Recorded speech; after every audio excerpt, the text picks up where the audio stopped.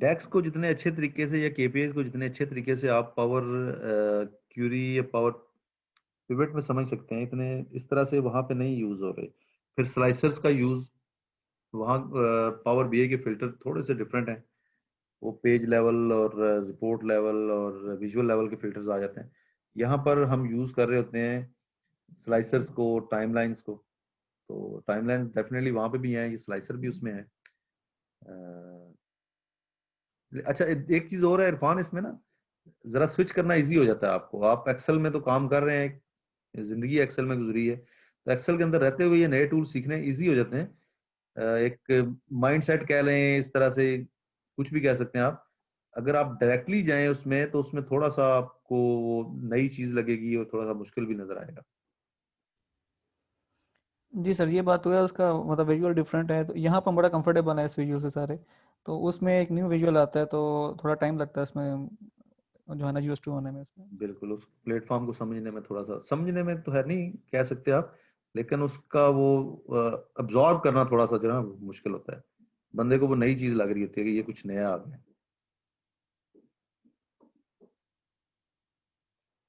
अच्छा जी, मैं ना थोड़ा सा समराइज करता हूँ कि आज के दिन में हमने क्या क्या चीजें सीखी हैं पावर टूल्स की। सबसे पहले तो हमने देखा कि हम किस तरह से डेटा इंपोर्ट किस डिफरेंट सोर्सेज से कर सकते हैं। हमने एक फोल्डर से डेटा इंपोर्ट किया, आपकी असाइनमेंट का भी पार्ट है, मैंने आपको जो फोल्डर्स हैं वो जिप फॉर्मेट में शेयर कर दिए हैं। फिर हमने देखा कि एक्सेल फाइल से हम कैसे डेटा लेते हैं, नोटपैड या सीएसवी फाइल से हम कैसे डेटा लेते हैं, एसक्यूएल सर्वर से डेटा कैसे लेते हैं। डेटा मॉडलिंग के ऊपर हमने ऐसा कुछ नहीं किया, सिर्फ हमने एक रिलेशनशिप बिल्ड किया। उसके बाद हम समराइज करने के लिए हम पिवट टेबल यूज करते हैं, और पिवट टेबल को हम मल्टीपल टेबल्स के ऊपर भी अप्लाई कर सकते हैं और सिंगल टेबल के ऊपर भी अप्लाई कर सकते हैं। फिर मल्टीपल पिवट टेबल्स जो हैं उनको एक स्लाइसर से कैसे हैंडल करना है। अब नॉर्मली क्या होता है कि हम एक टेबल के ऊपर एक स्लाइसर लगा रहे होते हैं, लेकिन अगर हमारे पास डिफरेंट पिवट टेबल्स हैं और हम सबके ऊपर एक ही स्लाइसर से उसको ऑपरेट करना चाह रहे हैं, जैसे हम डैशबोर्ड के अंदर कर रहे होते हैं, तो हम स्लाइसर्स को कैसे यूज करते हैं। ये स्लाइसर जो है ना, ये बेसिकली आपका, जैसे आपने लिस्ट बॉक्स स्टडी किया था उसी तरह की चीज है। एक सिंगल क्लिक के साथ आप इसको सिलेक्ट कर सकते हैं, और इसकी भी प्रॉपर हायरार्की बनती है। जैसे आप सिलेक्ट करते थे रीजन को, तो उसके ग्रेड आ जाते थे। आप दूसरा रीजन सिलेक्ट करते थे, दूसरे रीजन के ग्रेड आ जाते थे। तो इस तरह यहाँ पर भी स्लाइसर्स में भी वो सारी चीजें आप कर सकते हैं, और वो हम करेंगे भी प्रैक्टिकली इसको।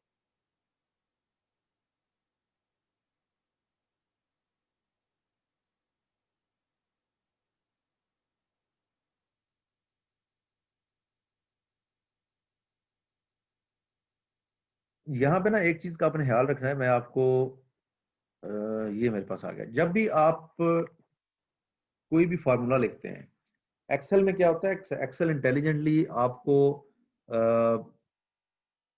उसके जो आपने ब्रैकेट क्लोज नहीं की होती एंड की, वो इंटेलिजेंटली खुद कर देता है। आपको एक पॉपअप देता है, आप यस करते हैं, वो क्लोज कर देता है। डेक्स में ऐसा कुछ नहीं होता। ये आपने जो ब्रैकेट ओपन की है वो आपने क्लोज भी खुद ही करनी है, अदरवाइज ये आपको एरर दे देगा। कॉलम नेम है, तो कॉलम नेम आप डबल क्लिक करके भी चेंज कर सकते हैं, राइट क्लिक करके रीनेम के लिए भी आप चेंज कर सकते हैं।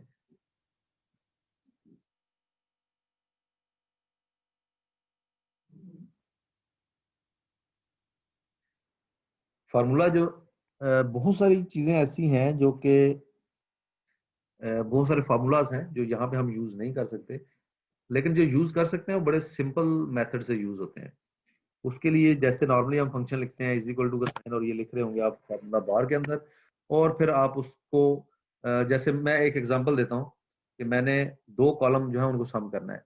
एक कॉलम का नाम है ओपनिंग बैलेंस, मैं ब्रैकेट डालूंगा तो मेरे पास सारे के सारे कॉलम शो हो जाएंगे। तो मैं यहाँ पे लिखता हूँ ओपनिंग बैलेंस, और मैं इसको सम करता हूँ करंट बैलेंस से। तो ये बेसिकली इसका डेक्स फंक्शन है। ये इस पर्टिकुलर रो के ऊपर दोनों बैलेंसेस को सम अप कर लेगा। उसी तरह से फिल्टर लगा के आप इसको देख भी सकते हैं, लेकिन हम डेक्स की जो प्रैक्टिस है वो ज्यादा करेंगे टेबल के अंदर। और फिर उसके बाद मैं आपको यहाँ पे लेके आऊंगा पावर पिवट के अंदर, क्योंकि टेबल के अंदर डेक्स फंक्शन को समझना ज्यादा इजी है। अब मैं आपको ना इसकी थोड़ी सी एग्जांपल्स दिखा देता हूँ।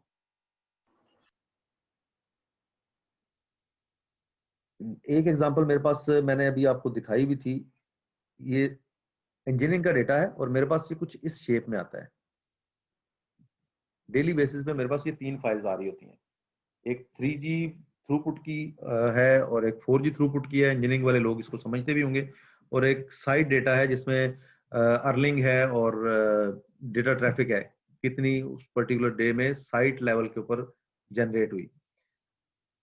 हम लोगों ने क्या करना होता है कि हमें थ्रूपुट और जो यूटिलाइजेशन है, ये हमें किसी एक मंथ की हमने कंपैरिजन करना होता है दूसरे मंथ के साथ, तो हमें ये साइट लेवल के ऊपर डे ऑन डे चाहिए होती है। हम इस तरह से हमने पिवट टेबल लगाया है। अब ये देखें यहाँ पर, अगर ये डेटा है 29 तक का, मैं इसको एक्सट्रैक्ट करता हूं।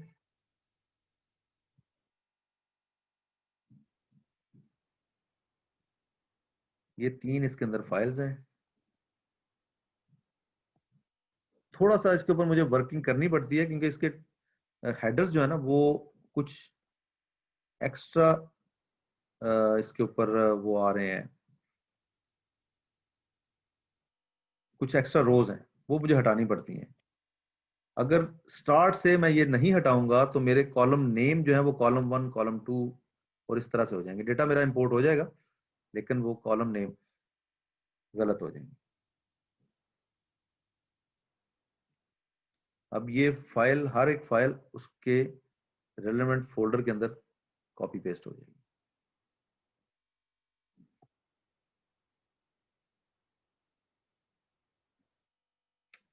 ट्वेंटी नाइन तक का डेटा था ऑलरेडी, इसको मैं रिफ्रेश करता हूं।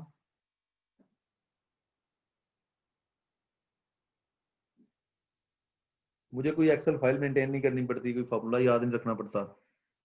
सिंपली मैंने उस फोल्डर में फाइल ऐड करके रिफ्रेश करना है तो मेरे पास जो भी कैलकुलेशन मेथड मैंने लगाया था उसी हिसाब से कैलकुलेट हो जाएगा।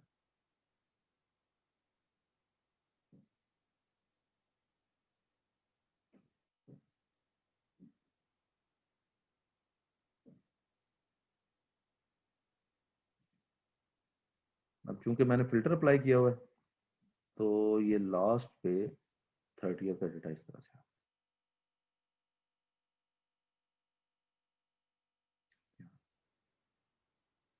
यहाँ पर तो इस केस में सिर्फ एक ही फाइल उस एक पर्टिकुलर फोल्डर में ऐड हो रही होती है। एक और मैं आपको पिवट दिखाता हूँ जिसके अंदर डेली बेसिस पे काफी सारी फाइल्स हैं। जैसे अगर आज की दिन में देखें तो यूनिक सब्स,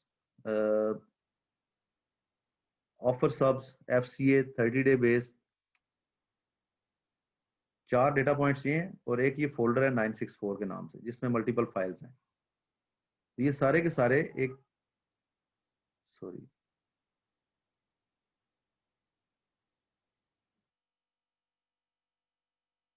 ये एक ही पावर पिवट के अंदर मैंने इंपोर्ट की है और इनसे जिस फॉर्मेट में मुझे समरी रिक्वायर्ड है उस फॉर्मेट के अंदर मैं समरी इससे ले रहा हूँ। अब ये देखें इसमें प्रोडक्ट्स भी आ रही हैं जो 964 का फोल्डर था। उसके बाद ये देखें इसमें सब रीजन लेवल के ऊपर सब्सक्रिप्शंस आ रही हैं, ये नंबर ऑफ यूनिक सब्सक्राइबर्स, उसके बाद ये सेम डे और नेक्स्ट डे है और ये यूनिक सब्सक्राइबर्स हैं 30 डे बेस। तो ये सारी चीजें इसके अंदर समराइज हो रही हैं। मैं सिंपली इसको कॉपी करता हूँ रिफ्रेश करने के बाद और इस रिपोर्ट के अंदर जाके पेस्ट कर देता हूँ, मेरी रिपोर्ट तैयार हो जाती है। अब उसके ऊपर कुछ फार्मूलाज लगे हुए हैं, कुछ कैलकुलेशंस हुई हुई हैं अपने हिसाब से, तो मैं यहाँ पे जाके रॉ डेटा जो भी मैंने पावर पिवट का था वो यहाँ पे पेस्ट कर देता हूँ। पहले मुझे ये रिपोर्ट बनाने में तकरीबन घंटा, 1 घंटे से ज्यादा लग जाता था रिपोर्ट्स वगैरह डाउनलोड करने के साथ साथ। अब मैक्सिमम 8 से 10 मिनट लगते हैं। तो ये पावर पिवट की जो एडिशन है ना, ये टाइम सेविंग है, बहुत ज्यादा आपका टाइम सेव करती है आपकी रिपोर्ट्स वगैरह में। मैं एक चीज और आपको दिखाता हूँ।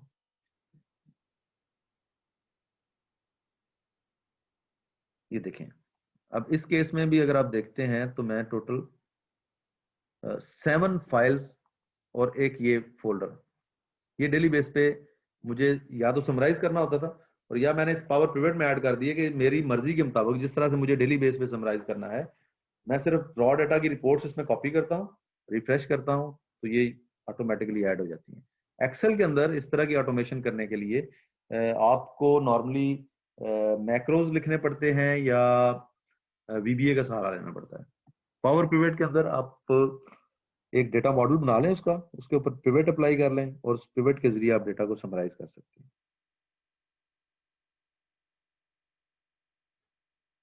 आपकी तरफ से कोई क्वेश्चन है तो आप पूछ सकते हैं। कल का दिन जो है हम डेक्स फंक्शन को स्टडी करेंगे और कोशिश करेंगे कि मैक्सिमम जितने फार्मूलाज हम सीख सकें हम सीख लें कल के दिन।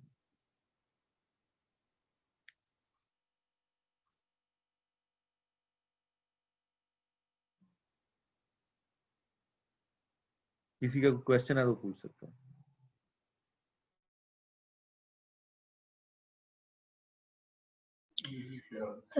ये पावर पिवट की जो हमने डाटा मॉडल जो बन रहा था जहाँ पे टेबल्स थे, वो तो जैसे आप फॉर्मूला लगा रहे थे, जी। तो ये इसके फॉर्मूलाज हम कल सीखेंगे, ये कंप्लीटली हम डिस्कस करेंगे। करेंगे। डेक्स ठीक फंक्शन जो है। है वो हम मेरी कोशिश होगी कि end to end simple function से लेके कॉम्प्लेक्स लेवल के फंक्शंस तक हम सारे डिस्कस करें उसके अंदर।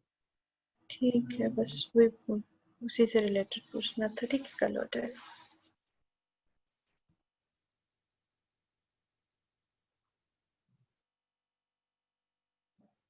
पावर टूल्स के अंदर डेटा मॉडलिंग के 3 डिफरेंट चीजें आ रही थी डेटा मॉडलिंग में। एक डेक्स फंक्शन है, एक रिलेशनशिप है, और एक डेटा ट्रांसफॉर्मेशन है।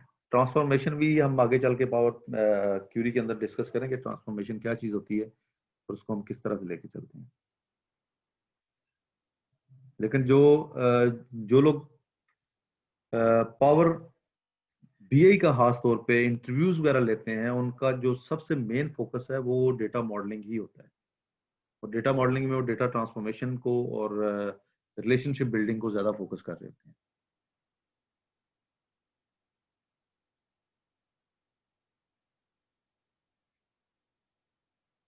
अच्छा, जिन लोगों की लास्ट असाइनमेंट रह गई है वो भी मुझे भिजवा दीजिएगा असाइनमेंट, टाइम मिलता है तो। उसमें ये होगा कि पिछली 2 असाइनमेंट्स का के जो मार्क्स हैं, अगर फॉर एग्जांपल आपने पिछली दोनों असाइनमेंट्स नहीं भेजी और आप लास्ट प्रोजेक्ट भेज देते हैं डैशबोर्ड का, तो उन दोनों के मार्क्स आपको मिल जाएंगे, क्योंकि मोर और लेस चीजें सेम है। अलग अलग भेजने की जरूरत नहीं है, एक ही डैशबोर्ड फाइनल करके मुझे भेज दें तो मैं उसको चेक करके आपके उसी हिसाब से मार्क्स अपडेट कर दूंगा। फातिमा, आपकी हर असाइनमेंट आ रही थी, लेकिन इस असाइनमेंट में या तो मुझसे मिस आउट हो गई है या फिर आपने मुझे भेजी नहीं है। नहीं सर, ये डैशबोर्ड वाली नहीं, मैंने आपको सबमिट की, मैं कर दूंगी। तो ये कर दीजिएगा, क्योंकि आपकी असाइनमेंट रेगुलरली आ रही थी मेरे पास। जी सर, मैं आपको कर दूंगी कल से पहले। और किसी का कोई क्वेश्चन, कोई चीज इस टॉपिक से हट के कोई चीज आप पूछना चाहें? सर, मुझे एक चीज पूछनी थी अपने काम जी की। जी प्लीज। अच्छा, मेरे पास ना एक डाटा में जो है डेट आ रही है, ठीक है। ओके। अब उसमें से ना मुझे मंथ पे अलग एक डाटा मॉडल में मंथ वाइज करना है, तो और मतलब प्रेजेंट भी ऐसे हो कि मंथ लिखा हुआ आए, आप वो उस पे मैं एक फॉर्मूला अप्लाई नहीं एग्जांपल हो देता रहा मेरा ना। हूँ। एग्जांपल है कि ये डेट है आपकी।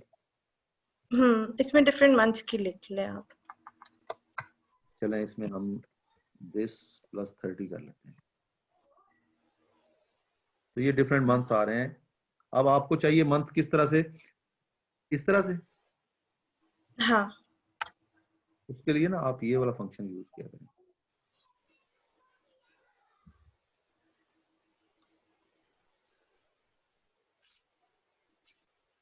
और अगर ये कंप्लीट आपको चाहिए तो फिर 4 टाइम m लिख लें। ठीक है। अच्छा, ये तो अगर देखें, जैसे मैंने ये डाटा के साथ कर लिया अपना, क्योंकि डाटा में डेट्स आ रही हैं, सही है। अब अगर मुझे अपना जो मैं मतलब मैंने ग्राफ बनाना है ना बेसिकली, तो उसके साथ जो मैं उसका डाटा प्रिपेयर कर रही हूँ, जो भी टेबल, उसमें किस तरह से मैं करूँगी, क्योंकि वो शायद कोई फॉर्मेट का डिफरेंस है या क्या है कि वो उधर जब मैं डाटा में लिख रही हूँ तो वो फॉर्मूला से पिक नहीं कर रहा।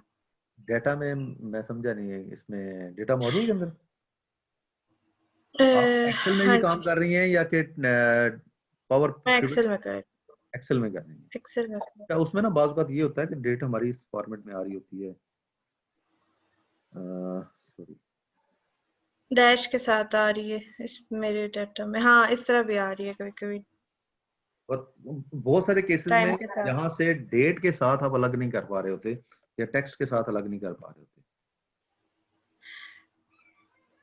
ठीक है, ठीक है।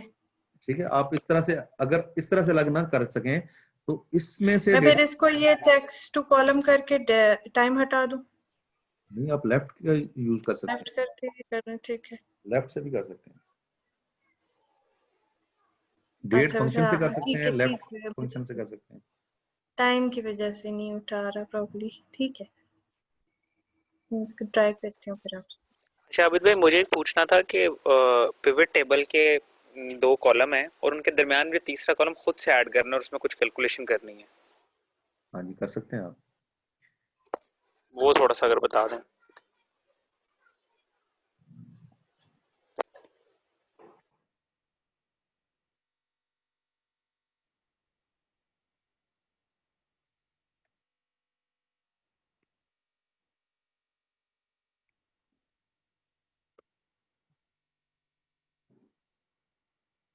फर्ज करते हैं ये हमारे पास डेटा है और ये कुछ सब्सक्राइबर्स हैं,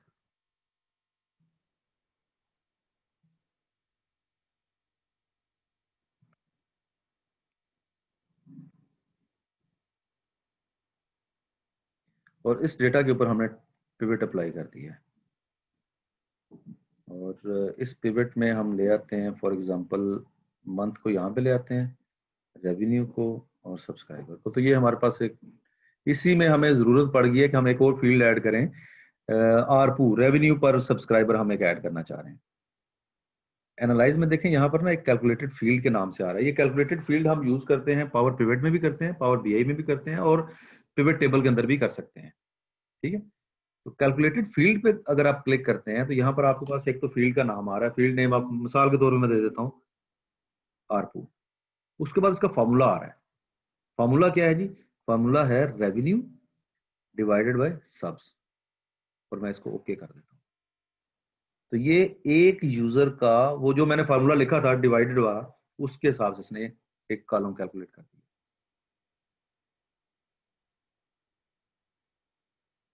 इसी तरह से आप परसेंटेज भी निकाल सकते हैं, आप सम भी कर सकते हैं, कोई भी कैलकुलेशन जो है नॉर्मली जो हम एक्सेल में कर रहे होते हैं वो इस कैलकुलेटेड कॉलम के अंदर कर सकते हैं।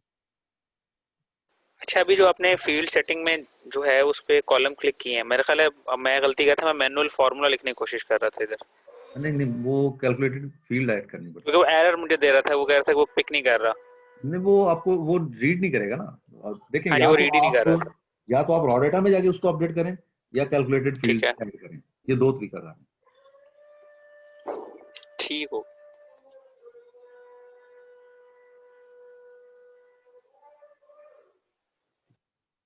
और किसी का कोई क्वेश्चन नहीं है? कल कल 3 बजे दोबारा हम मिलेंगे। कोशिश कीजिएगा 2 बजे तक असाइनमेंट्स मुझे भेज दें ताकि मैं उनको एक नज़र मार लूँ, देख लूँ। अच्छा, असाइनमेंट के ऊपर अगर मैं आपको फीडबैक नहीं दे रहा होता ना, तो इसका मतलब ये होता है कि आपकी असाइनमेंट परफेक्ट है, बड़ी जबरदस्त है। ठीक है, आपका 100% स्कोर है। अगर कहीं मैं आपको ईमेल करता हूँ, आपको कोई इनपुट देता हूँ, तो इसका मतलब है कि वो चीज आप अगर उसमें कर लेते तो आपकी वो पर्टिकुलर असाइनमेंट और भी बेहतर हो जाती। तो अगर आपको कहीं ये फीलर आ रहा हो कि हमारी असाइनमेंट शायद देखी नहीं जा रही, तो ऐसा कुछ नहीं है। मैं हर एक असाइनमेंट को लाजमी देखता हूँ, डिटेल में देखता हूँ, और मैंने एक शीट मेंटेन की हुई है अपने पास, तो मैं आपको दिखा भी देता हूँ। ये देखिए, जहां पे मैं आप लोगों के स्कोर्स ऐड कर रहा होता हूँ, तो ये मैं आपकी असाइनमेंट देखने के बाद ही इसके अंदर स्कोर ऐड करता हूँ। ठीक है, मुझे प्लीज असाइनमेंट जरूर भेज दीजिएगा 2 बजे तक, दोनों भेज देते हैं। अच्छा, कोई असाइनमेंट प्रीवियसली आपकी रह गई थी वो अभी भी आप करके भेजेंगे तो गुड है। असल मकसद है कि आप लोगों की प्रैक्टिस करवाना, प्रैक्टिस होगी, समझ आ गई तो फिर तो बेस्ट है। मिलते हैं कल फिर इंशाल्लाह आपसे। मैं इसके जो वीडियोस हैं उनके लिंक थोड़ी देर तक आप लोगों के साथ शेयर कर देता हूँ। Thank you very much. Allah Hafiz. Thank you. Allah Hafiz. Thank you.